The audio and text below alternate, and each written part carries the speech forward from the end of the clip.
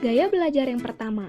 Nah, gaya belajar yang pertama ini adalah gaya belajar visual, yang mana gaya belajar ini berfokus pada penglihatan saat mempelajari hal-hal yang baru. Biasanya nyaman belajar dengan penggunaan warna-warna, garis, ataupun bentuk sehingga pelajaran yang dipelajari mudah dipahami. Ciri-ciri orang memiliki gaya belajar visual apa saja sih? Nah, yang pertama, lebih mudah mengingat apa yang dilihat. Nah, yang kedua, lebih suka membaca daripada dibacakan. Yang ketiga, cara bicaranya biasanya dengan tempo yang cepat.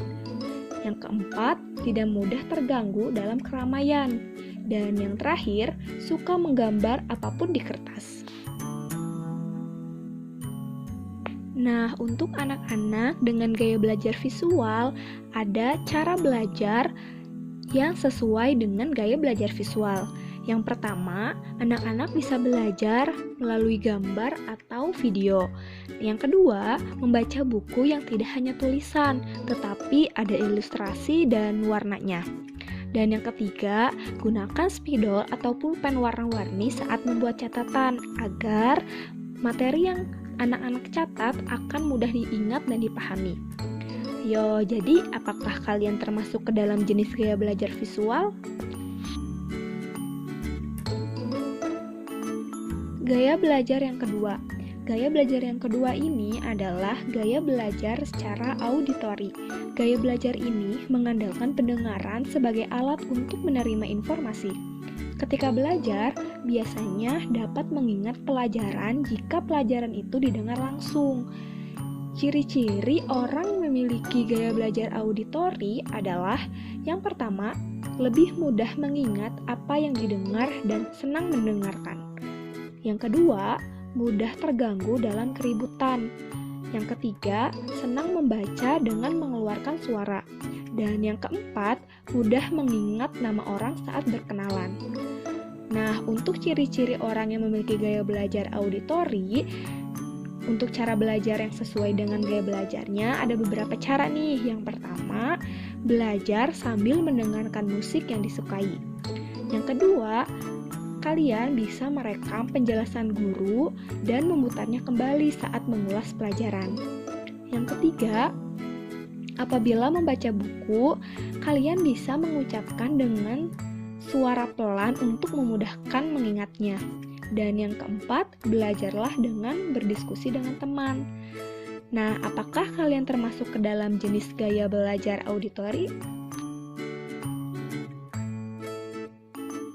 Nah, untuk gaya belajar yang ketiga adalah gaya belajar kinestetik.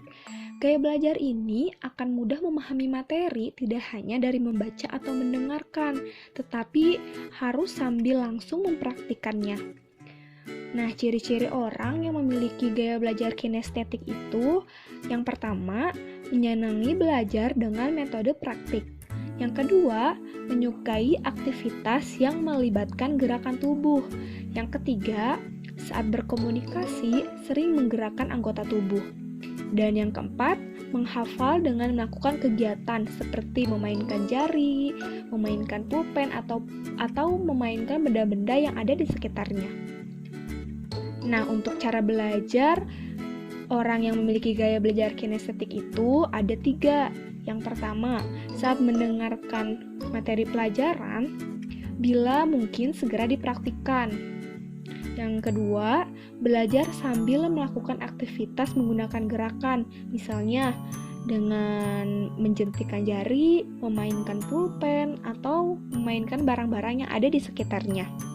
Dan yang ketiga, sebelum belajar dapat melakukan aktivitas senam ringan.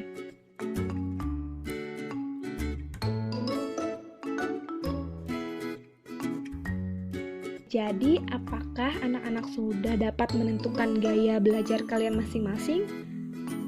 Anak-anak lebih dominan pada gaya belajar yang mana? Visualkah, auditori, atau kinestetik? Yang pasti, jika anak-anak paham gaya belajarnya masing-masing, maka belajar anak-anak akan mudah dipahami dan terasa lebih menyenangkan.